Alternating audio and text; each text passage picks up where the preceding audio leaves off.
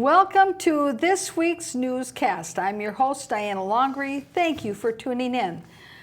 To help me with this week's news is one of my regular reporters, Mr. Kevin Berglund. Thank you, Mr. Berglund, for being here. Thanks for having me.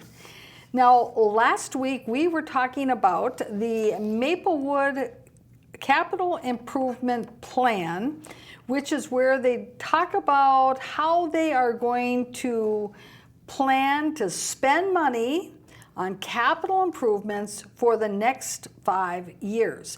Now that sounds like something that's a good thing to do, and it is. However, we have also learned in the course of listening to their discussion that there's been a number of things that have been occurring over the years in the background, behind the scenes when it comes to the finances, that we as residents and reporters did not know was occurring. We discovered that City of Maplewood, they had a debt also with the state of Minnesota for municipal state aid funds. Wow. And who doesn't the City of Maplewood have a debt with? Now, when you say they're talking more freely about it, doesn't mean that they're making do and really explaining to the residents the shenanigans they've been up to and are continued up to. It's just that they are coding it in language which can be figured out if you spend the time. Yes, if you have a secret decoder ring like we have, that's right. So they're under City Manager Melinda Coleman, there's little about freedom up at the city of Maplewood, because it's a 5-0 vote on the city council. There's no one to push any point. And 3 of them of the 5 have been appointed, basically with approval or urging of City Manager Melinda Coleman. So free conversation is not the highlight of what's going on in Maplewood, except the opposite. Yes, thank you for that clarification, for sure. With the City of Maplewood, it's hard to make heads or tails what's going on up there because there's little transparency, and yet every year it seems like there's increasingly less transparency. There's many things. The majority of the City of Maplewood, although completely funded with taxpayer dollars and other fees, one thing for certain is you can make certain that the City of Maplewood is more closed and everything is more behind the curtains. The question is, why are they letting these little clues of what inside scoundrels have been doing over the last 10 years? And that's the mystery. But who knew? There's no investigation. There's no telling what went on, who was involved. So in a certain way, it's still, guess why all this occurred. And are they really taking steps to improve it, or are they just playing another shell game, opening that shell up but hiding it under still another shell? Well, do you recall back in 2017, about the same time of year, Maplewood was talking about their capital improvement plan for the next 5 years at that time. And you went up before the Planning Commission because at that time, they were talking about and proposing that Maplewood would use capital improvement bonds, that they would go and they would borrow money under the umbrella of capital improvement planning, borrow money, and then buy land for speculation to flip it to a developer. Do you recall that? How could you forget it? Because in Maplewood, because they've basically eliminated in front of the city council any kind of ability to communicate or to share your opinions or to have public input on these things, the one time you're able to get up there on a public hearing in front of the Planning Commission, you don't forget it. Yeah, that's right. And so you brought it to the attention of the Planning Commission, correct? That right. You did not believe that that was first allowable to use capital improvement bonds and the money from borrowing that way to buy land, to then flip it to a developer, and that 2, that how can this be classified as capital improvements under the capital improvement plan. Right, yes. Absolutely right. We have reported that the city of Maplewood in 2018 had their eye on purchasing the Moose Lodge at Frost and English, and we obtained the audio of that closed meeting because since the Maplewood has purchased the parcel, now the audio of those closed meetings are now available to the public, so you can hear what they talked about back in 2018 and how to get the money that maybe originally they thought they could do bonding for, but now they want to buy it, and how do they find the money? And how does this work into our topic today of capital improvement planning?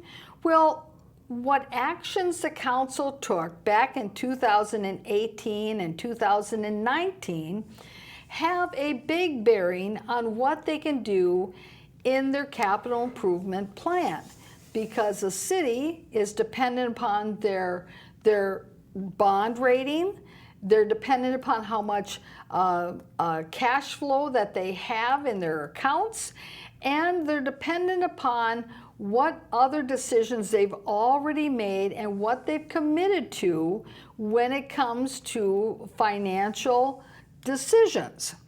So let's take a look at this clip, which is from that closed meeting back in 2018. Keep in mind, it's the audio of the council talking about they're wanting to purchase the Moose Lodge at all costs, because keep in mind, they wanted to outbid a private entity that was also bidding on the property, and that the sky was the limit. And they just had to find the money so that way they could outbid that private entity on getting that Moose Lodge. And so what we've done so that you can identify whose voice is whose, we have taken still shots of the individuals whose voices they are and have juxtaposed those against the voice and identified them with a label on the screen so you know who it is that's saying the words that you hear. So let's take a look as they talk about how they're going to find money to buy the Moose Lodge. You're going to have to pull this money out of someplace. Finding it in one of the other funds, sewer and water or whatever else, is perfectly reasonable. You do an inter-fund loan resolution, which is required by the tax increment statute. But what that does mean is that you're starting down the path of doing a district at some point, because you're going to want to pay that sewer and water fund or wherever you get the money from back. Yeah. And the way that happens is by creating a district. So you're taking the first step towards creating a district that's going to have a project that's going to generate the income that over time will be able to pay that inter-fund loan off. If it doesn't happen, then your sewer and water fund has just bought this piece of property. Yeah. Doesn't feel that simple. Your sewer and water fund has just purchased the Moose Lodge property. That's exactly what happened, because between the purchase price of the Moose Lodge and to get the Moose Lodge and to offer a price higher than the other private entity that wanted to buy it, Maplewood had to offer more than the market value for that property. And the city council gave authority to the city manager to offer up to 25% more than the market value. So they needed to have the money for that. They needed the cost for demolition. They needed the cost for any kind of cleanup. And so all in all, they figured they needed $2 million. And because they couldn't go out into the bond market and get capital improvement bonds, and it was too early to go get tax increment bonds, they had to find the money somewhere else. And so they went into the sanitary sewer fund, which is an enterprise fund. And that just means that all the money that's collected from everybody has to go into that account, has to be accounted for separately from the operational budget. And generally, that money is used to help pay for the road reconstruction. So as the city attorney said, your sanitary sewer fund has just bought the Moose Lodge. So that's what happened with $2 million in between 2018 and 2019.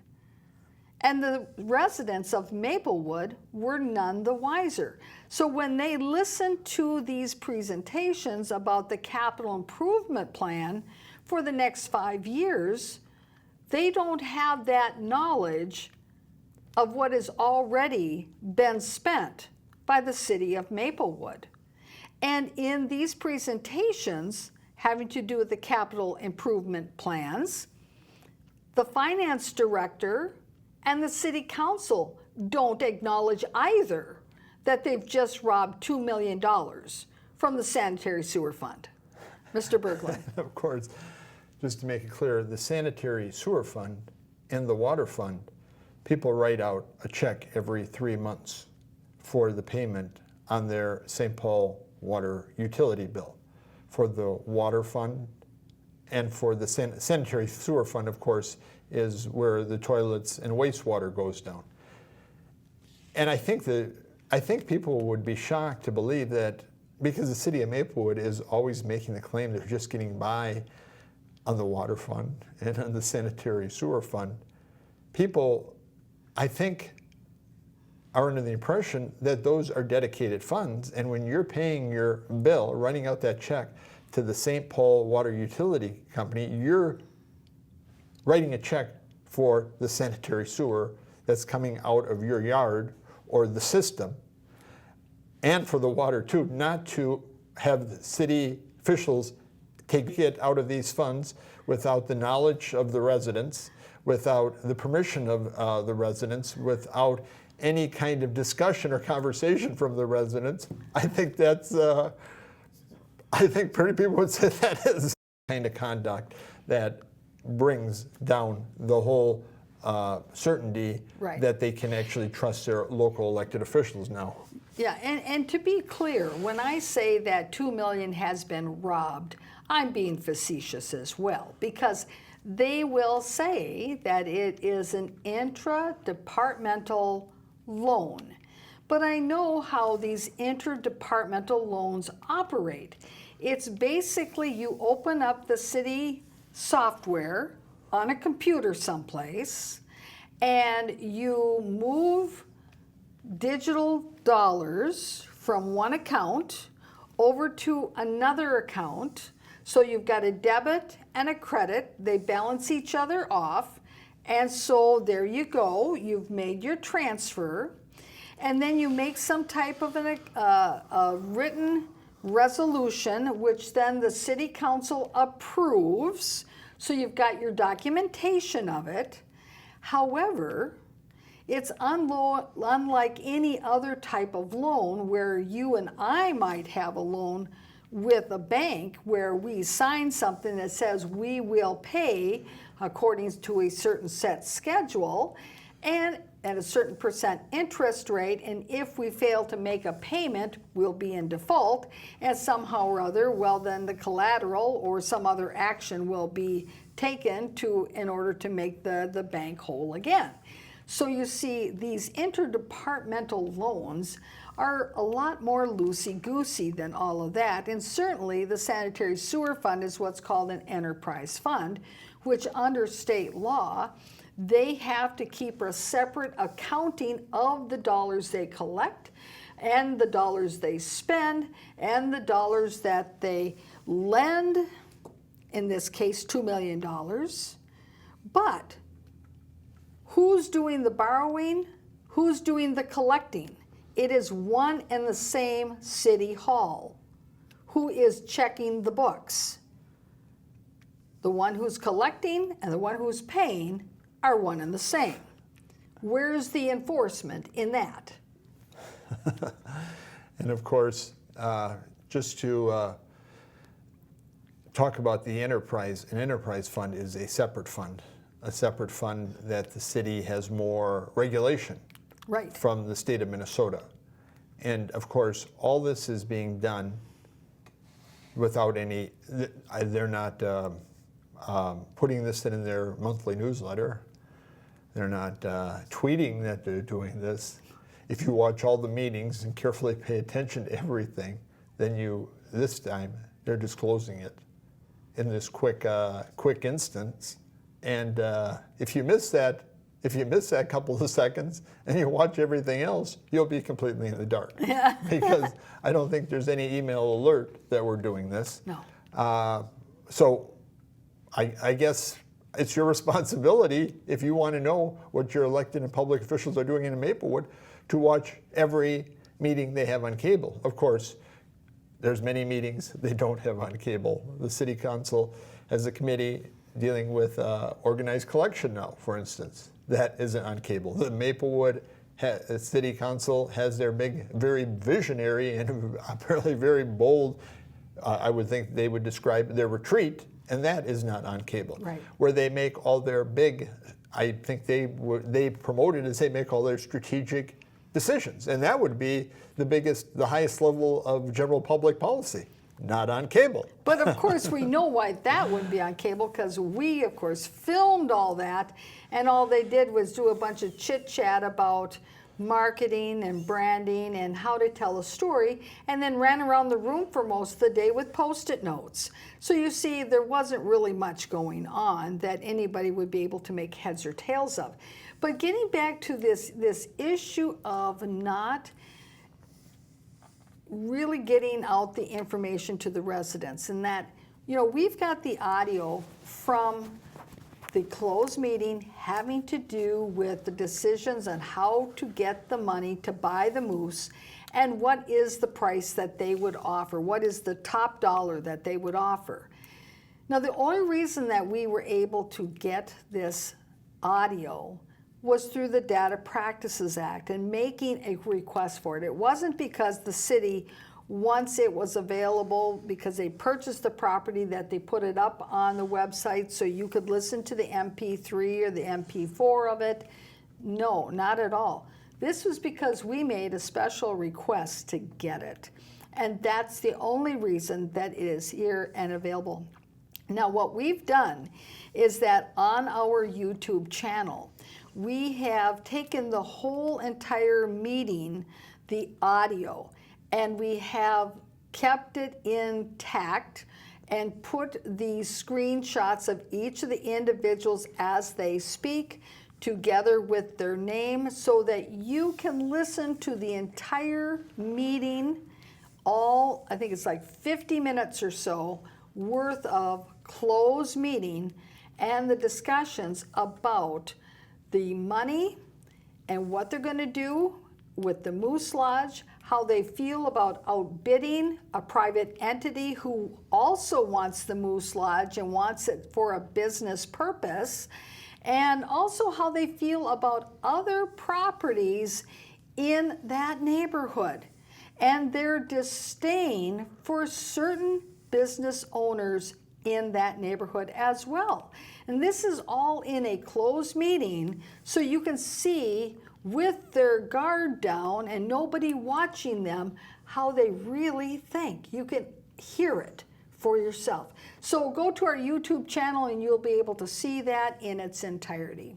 Now, getting back to the capital improvement plan, last week we showed a clip that showed the past set of circumstances that the city of Maplewood found themselves in when it came to their financial budget and their budgeting and the way that they have been doing things in the past. And some of these aspects of their financial history was certainly all news to us. So let's take a look at that clip. At about $80 million. It was starting to come down, but it was about $80 million in outstanding debt. We had an $8 million deficit in our public improvement project funds on the record, on the books. There was an $8 million deficit. Granted, most of that, probably $6 million of it, was English 36, but it was still a deficit right on our books. We also had a deficit in our state aid, municipal state aid account of $2.4 million. So therefore, we weren't receiving any additional state aid, and they were withholding about $8 million in pending state payments from us because we were too far in arrears. We also had about $8 million in municipal state aid debt, so that was debt that we issued for municipal state aid projects. We will still have some of that debt going forward, and when we get to the next slide, we'll show you where we're at today. We were getting local government aid, but we were primarily using it to pay debt service payments, not to buy down debt, but to pay the actual annual debt service payments. And our streets were not in very good condition. One of the storylines that Maplewood gave over the years with that local government aid is that it was being used to pay down the debt. What we heard in that slide is that the local government aid, the LGA that Maplewood was receiving, was not used to buy down the debt, but it was used to pay the debt. The difference between the two is that if you're buying down the debt, it means that you're current on your current house payment, but then you've included extra principal so that way you're buying it down so that you're going to be able to pay off sooner. That's not what Maplewood was doing. Maplewood was simply using the LGA to make the house payment. And yet, we have newsletters sent out to residents that says, LGA, City Council using it to buy down the debt. It's clear that Melinda Coleman and the city manager, they have made it to the big time, and they believe they can tell any story, tell their story any way they please. Just tell whatever they want to tell, regardless whether it's factual, whether it's accurate, whether it's framed in a twisted way. They can tell their story as they please. Well, and here's the other issue, is that because they no longer have any public access in Maplewood, and the residents have no way to communicate with each other as a community anymore, the city can actually say what really happened, just like what they did now, that they use the LGA to make the house payment, not to use the LGA to buy down the debt like they've been telling people. And they know that there's no way that anybody's ever going to call them on it and say, but you said before you were doing this, when in reality now you're really doing that, and then call them on that, because there is no public forum in Maplewood to ever call them out in public, because they've eliminated the public comment from council meetings. You can't go to a council meeting and even get up and ask about it. And of course, you have, just to make it clear, residents in Maplewood are not seeing this show. No. Because not only did they take the public access channel and toss it out, but they destroyed public access with their partners, or not with their partners, but they destroyed it for their partners, including North St. Paul, Vadnais Heights, White Bear Lake, and 12 or 13 other communities. And Mayor Nora Solwick, now chair of the Metropolitan Council, looks at that's one of her largest achievements, eliminating public access, eliminating the ability of people to share their opinions. And the other one, who is even more gleeful than former Mayor Nora Solwick, is Marley Abrams, who is the supposed mayor, that it took her 3 times of what I would call Ramsey County and Maplewood good government to to what hijacked the election away from the person who genuinely, unauthentically won it. Yes. And in that case, there was a whole series of Ramsey County Election Department and Maplewood finding more ballots. There's a whole story on that. Yeah, which we've done many shows. So that's why it's important that we're on YouTube and that we ask that as you find our channel and you know people who would be interested in knowing the news of Maplewood, Minnesota, that you clue them in that they can watch the news of Maplewood on YouTube and that there's new news programs every single week, 3 times a week. So we're here to give you that news. So getting on to the capital improvement plan, let's take a look at our next clip.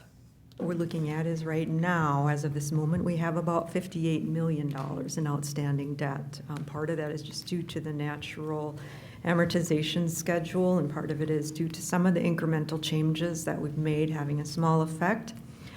Every one of our deficit projects is paid up and closed off. Steve and I met and we went through, I think, probably 15 of them.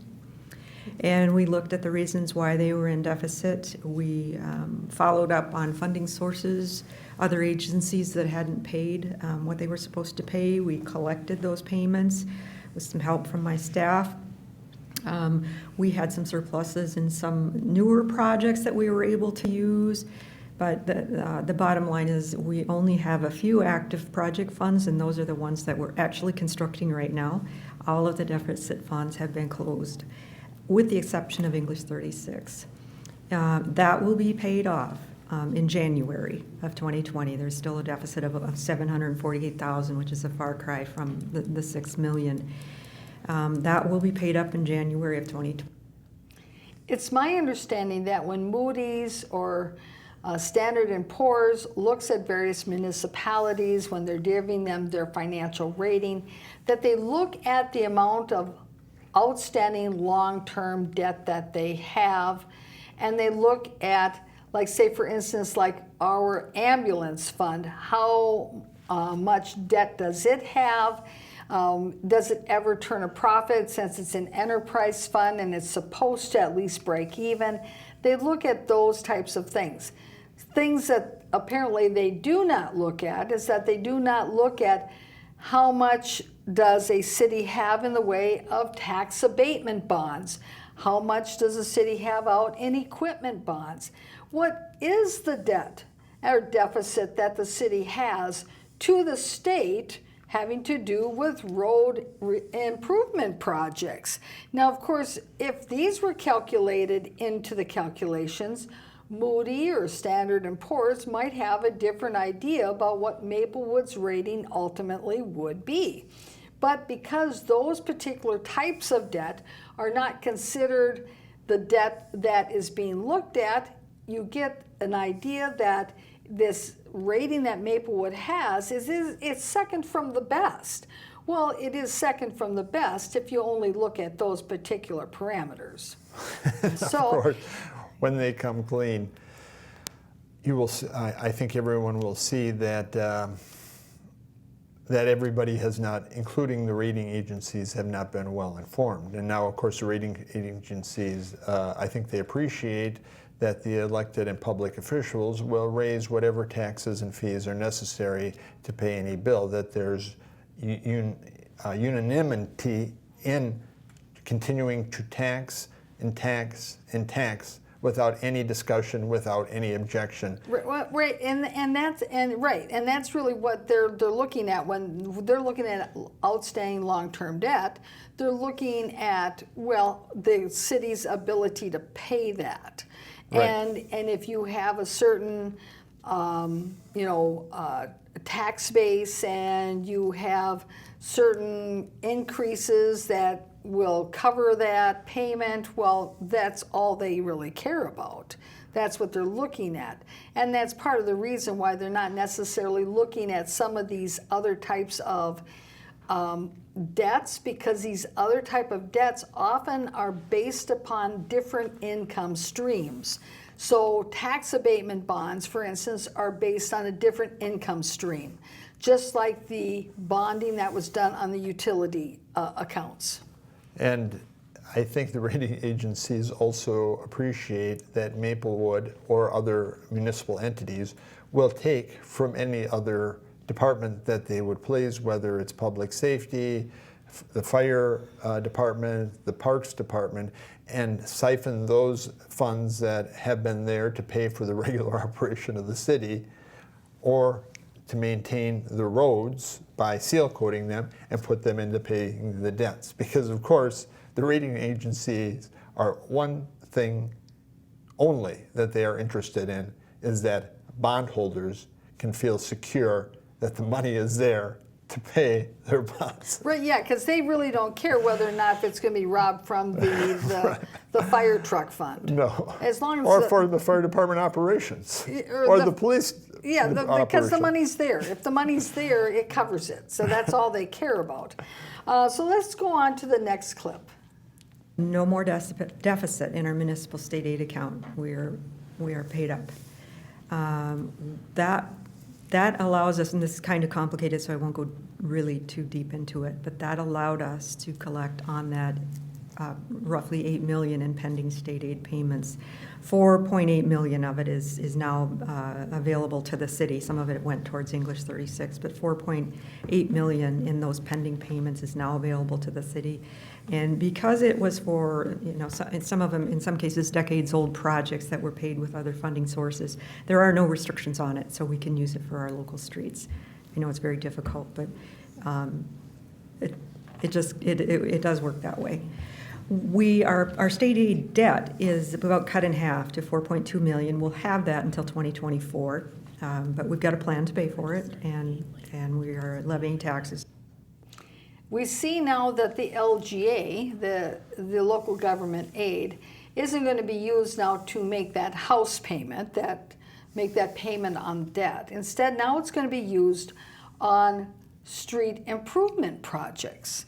Well, that sounds good, but keep in mind, it's probably only going to replace the fact that the sanitary sewer fund is no longer available to contribute towards the improvement of the streets. So now they got to find the money that normally would be on the sanitary sewer fund money that goes into the street improvement projects. So now that's where the LGA is going to have to go instead, because we use this sanitary sewer fund, remember, $2 million of it for the Moose Lodge. And of course, the sanitary sewer, the majority of the sanitary wastewater from your toilets and wastewater goes down the street. So when they redo a street, they redo the pipes. Right. And that's where the money goes for. It goes for taking care of the infrastructure of the sanitary sewer fund, or for the sanitary sewer fund operation,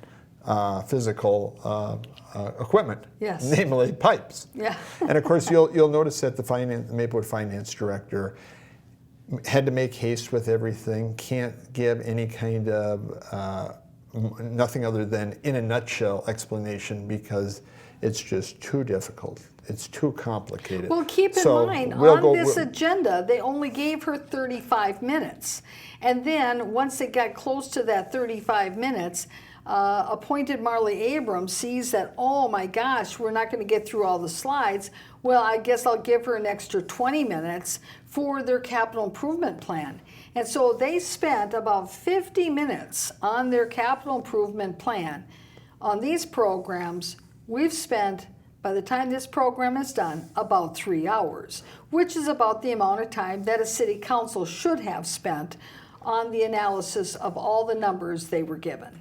And this idea, if something is difficult or complicated, then we have to breeze over it even quicker than something is basic. Of course, all city finance, in a nutshell, is simple. It's not a household, it's a city. You're buying equipment to be used in the city. You're paying salaries. It's all very basic, but the explanation residents get is you don't want to know in the city of Maplewood how your money's being spent, because it's all complicated and difficult. And you'll notice also when the city finance director says we have a plan In the next sentence, she says, we're levying taxes. And of course, levying taxes doesn't mean that they're out picking money off the tree. That means more taxes, not for St. Paul residents, but levying taxes on City of Maplewood residents. Right. Their big plan. The big plan, yeah, I noticed that too, is that we've got a plan, that is to levy more taxes. Is that any surprise? That's very creative. Yes, Very visionary. Very bold. yes, and we are quoting the appointed Marley Abrams, who is the appointed mayor of Maplewood. That's all she can ever say about these plans. Visionary, creative, and bold. Let's just tax more. Okay, well, let's take a look at the next clip as they continue with the plan. Question. comment. A comment, thank you. To put this in a little more perspective, actually for some of you and certainly for the people at home, these numbers shrinking like this are phenomenal if you've been here as long as I have. And in the 90s, there was no street plan, there was no street calendar, there was no way you planned it. It just, when something was in horrible shape, it got done. And so that's part of the way we got where we were. But on the flip side of that, in the early 2000s, it was easier to get projects done, if you will, because there was a dip in the economy, and so it was cheaper to do them. So it's always a balancing act. And for the 36 debt, that was a huge one. But when MnDOT comes along and tells you that they're going to close off a major access point, they're not giving you 10 years to figure it out and pay for it. You either meet them where they are and figure out how you're going to save your community and keep it economically stable, or you just get your road blocked off. So those kinds of decisions come down on top of you, whether you're hoping they're going to or not. Okay, so I'm trying to follow what she was saying, that MnDOT was going to close off a community when they did that overpass there at 36 in English. I never heard anything about that. Did you? Shock and awe. That's the first time anybody's heard of anything. Because it was always going to be that they were going to improve that overpass of English over Highway 36 so you could get over to the other side of 36 over to Jarvis. I don't think there was anything about cutting off a community, and so somehow or other she has it twisted in her head that they had to come up with a boatload of money to save that bridge to keep that community connected with Gladstone. That's, Now- I think there's nothing more you can say is that the city of Maplewood saved. They saved it. They found all this money and they saved the connection. They saved Maplewood because certainly Gladstone, but the way she applies, we saved the city because they were the transportation department of the state of Minnesota was ready to hijack us and hit the whole city over the head and make economic development impossibility. And we up here, namely, I think she's referring to herself, saved Maplewood. So let's go on to the next clip. Tonight kind of revolves around, that new 10 million in funding that's in addition to what we would normally have, and kind of what we're doing with it. We wanted to, leverage that money in the best way possible, so that it would, we get the most bang for our buck. So I have a couple of slides that I'm going to go back and forth on because it's a little bit of a difficult concept, especially if you're not familiar with how special assessments work. So what we're proposing to do is we would be financing our special assessments through a revolving fund, a revolving street fund, rather than borrowing. So what normally happens is the city will issue debt for various components of the street project. The homeowners or benefited properties will be charged a special assessment, and they will pay that either all upfront or typically over like 15 years with interest. So they pay that money to the city. The city uses that money to pay off the debt. So what I've done in a lot of communities and what a lot of other communities do is they finance that up front. And then that way the city's earning the interest and putting into a revolving street fund, and it allows them to do more with the money, more with the. So let's put this screen up because we want to walk through this. This is one of the financial policies that Maplewood had for many, many, many years that unbeknownst to me, I didn't really actually understand this is how it operated. And the reason I didn't understand it's how it operated is because even when I was mayor, they kept this kind of information away from the council and the mayor so that we wouldn't ask too many questions. So let's put that screen up there. So you see, she's talking about this new special assessment model they're going to start to use, and she compares it to the old one.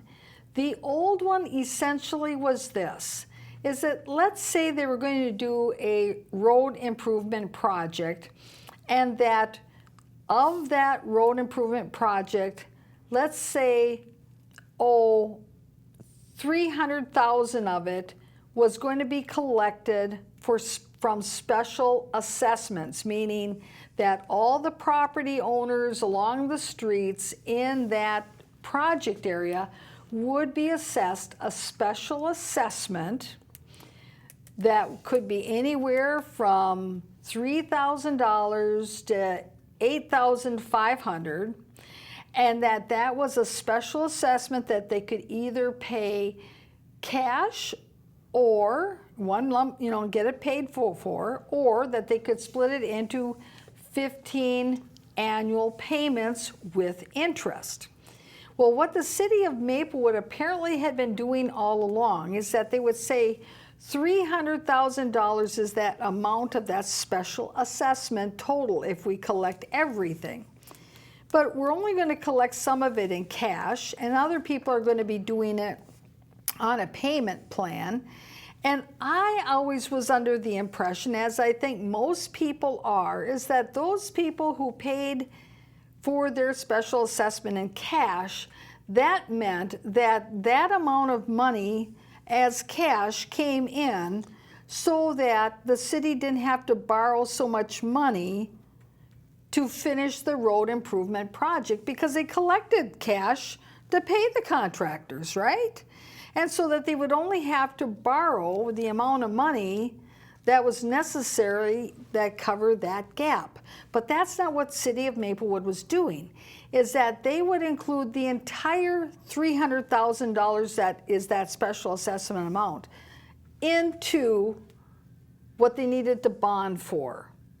And the cash that they collected, they actually used that cash to pay other debt somewhere else, other road projects, or whatever it was that they needed to pay with that cash.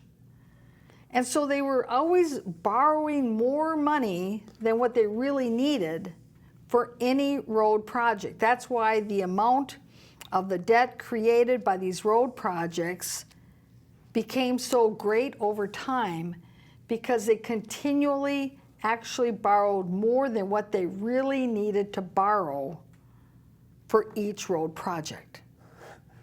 So now we're making some headway, and when she says it's all difficult and complicated, because when the city of Maplewood, as a general policy, is involved with concealing from residents what they're doing and disguising what they're doing, to come and explain that to residents who have been functioning under one the city being honest, and then finding out all these schemes, that becomes a difficult question to explain to residents of what they've been doing, and then why were they misleading residents. Mm-hmm. That's complicated and difficult. Right, yes, and trying to explain why were you doing it the other way all along? Because a lot of residents who pay their taxes and have lived in Maplewood would consider that cheating and lying. In a nutshell. In a nutshell, yes. Well, let's continue.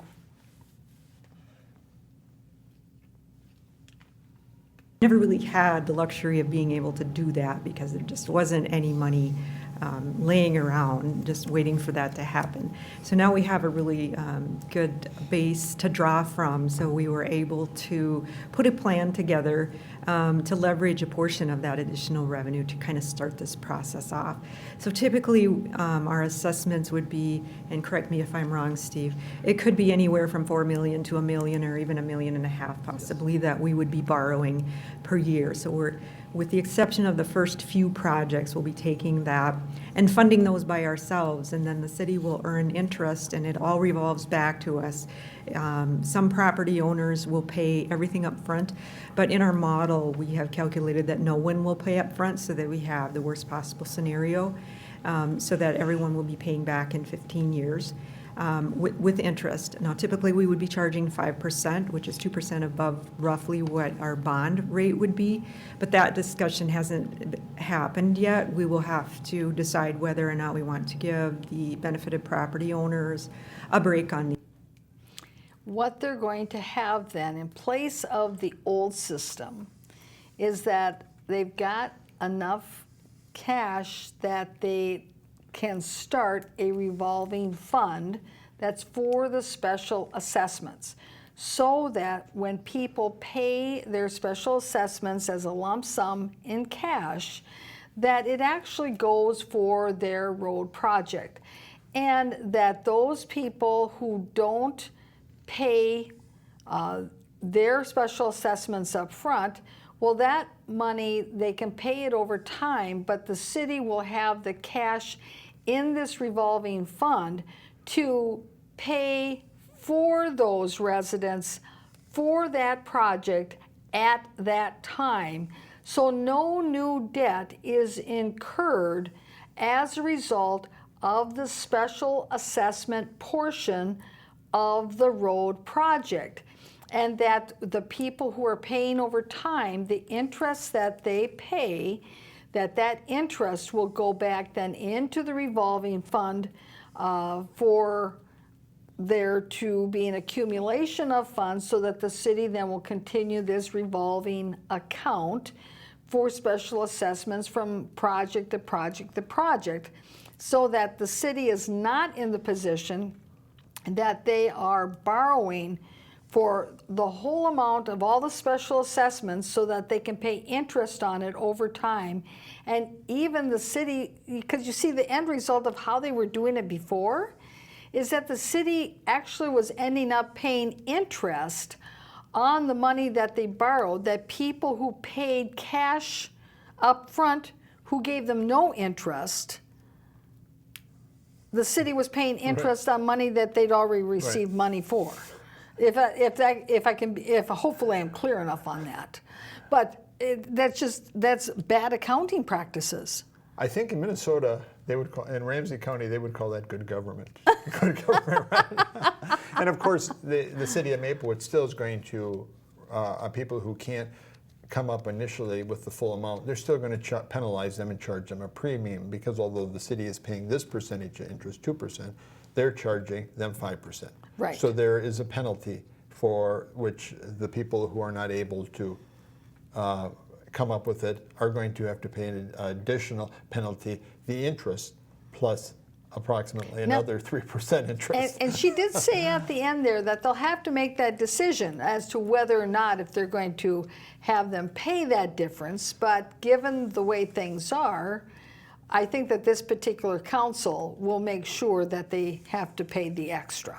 And of course, that is, again, that is a policy which does not increase equity, does not go in the direction of equity, does not have any, it's actually not equitable at all. And so if a city council looks at one of their prime directions as to increase equity, it's doing the opposite. It's harming equity. Right. And this is one of their biggest public policy decisions they make. Right. Well, and they keep saying that they make these equity decisions. And we know that's false. That's right. And here's how this policy works when it comes to the senior citizen deferrals. Because we've only been talking about those individuals who decide to pay their special assessments over the next 15 years, or the payment per year over 15 years. Well, what about that senior citizen who takes the 15-year deferral and makes no payments, and then at the end of the 15 years, their payment is due?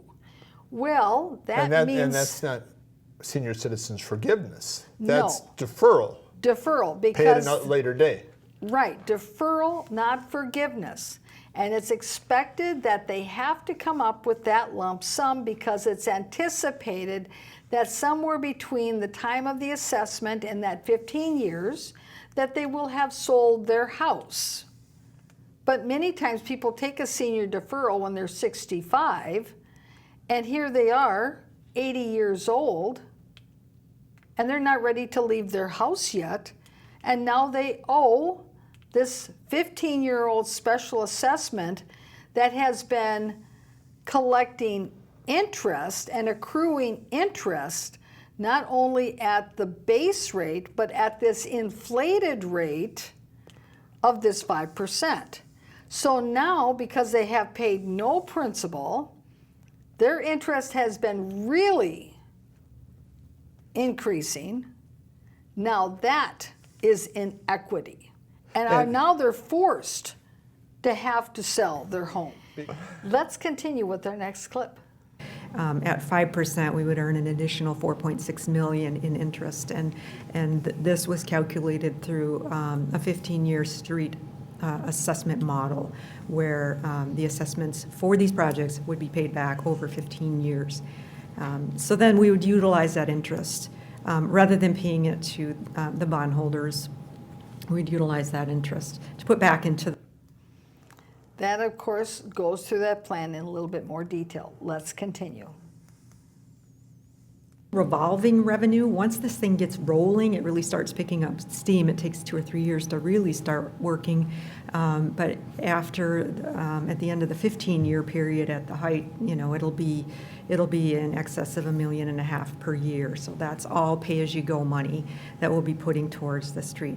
So I'm going to go. Now, this plan sounds good. It sounds feasibly, financially feasible. The one issue is, again, once they get it to a certain amount, will it be subject to interdepartmental loans, where some other department says, I've got a hair of an idea. I want to purchase the Gladstone House. Right. And you just happen to have $1.5 million in that special assessment revolving account, which you just keep putting money into every year anyway. You're not going to miss the $1.5 million. I'm just going to borrow a little bit so I can buy the Gladstone House, and then I promise I'll pay it back when we make a TIF district and we find a developer who will do the work. And, well, we might have to get him to do it, give him tax increment financing so that we give him the land for free. And maybe there won't be enough increment to pay it all back, but you'll get some of it back. That's good enough, isn't it? There you go. So you see, the plan sounds good, but how are they going to protect it? The city council had no discussion on how to protect this fund. Now, how could a city council protect a fund like this from intra-departmental loans and from future city councils deciding, yes, I just want to take that $1.5 million cash and go buy some stuff because we just want to. It's our visionary idea. Very visionary, very bold. Let's take a look at our next clip. Rate, and we can always go back. So what's happening here is, if you look at the slices of this pie, and I'll start up at the top where it says utility fund contributions, because I want to emphasize again that everything on that side of the pie that's connected is all now pay as you go. So the utility fund contributions are all being paid with cash. We're not borrowing money in this CIP for the next 10 years for anything, any component of that is a utility component for the streets. The franchise fees are obviously, that's cash to put down on the project. And the intergovernmental revenue is also enhanced because of the local government aid, but that's cash. So that leaves special assessments and the other portion of the project that we levy against the entire city tax. So you see that utility funds account for 22% of the payments to do the road improvement projects. Now, what I would have liked to have seen is that if we added the $2 million back into the sanitary sewer fund, that they didn't rob that $2 million to buy the Moose Lodge, what percent would that have been? 23%? 24%?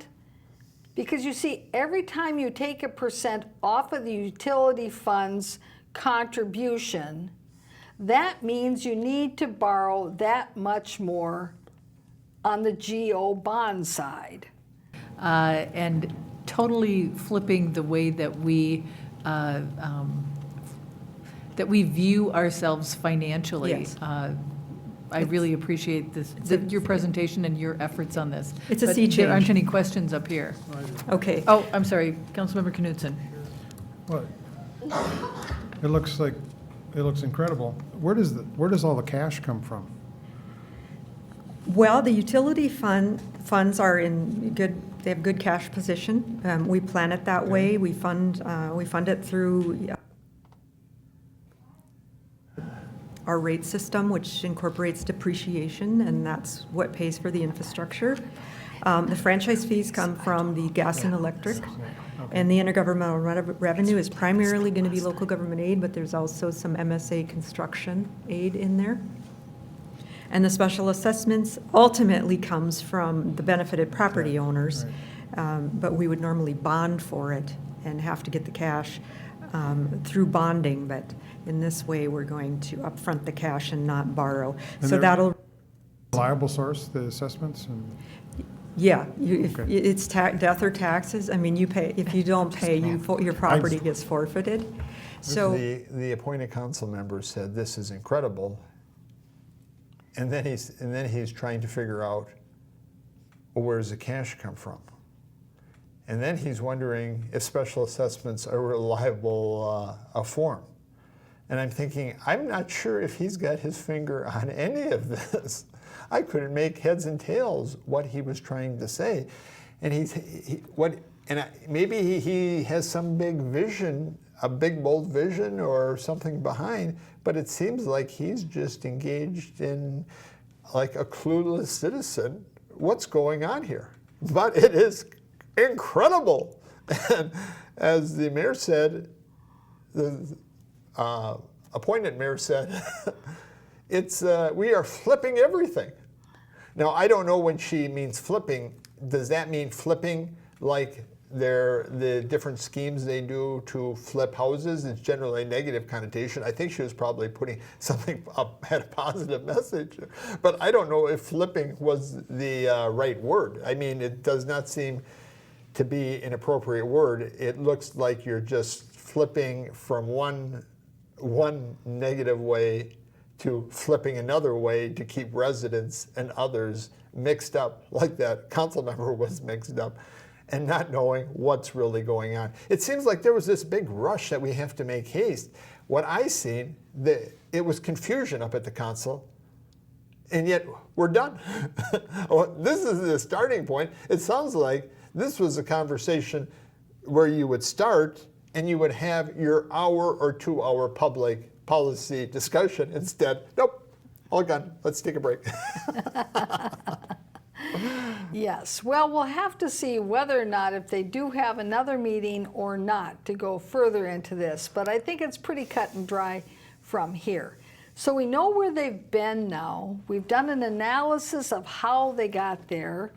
We see where they think they're going, and we also recognize the pitfalls to their new model and the risk that it runs, that it too could be subject to intra-departmental loans when the city council gets a whim and decides it has to purchase something that it just simply wants. Thank you, Mr. Berglund, for being here this week. Thanks for having me. And viewers, thank you for tuning in. We'll see you again next week. Bye-bye.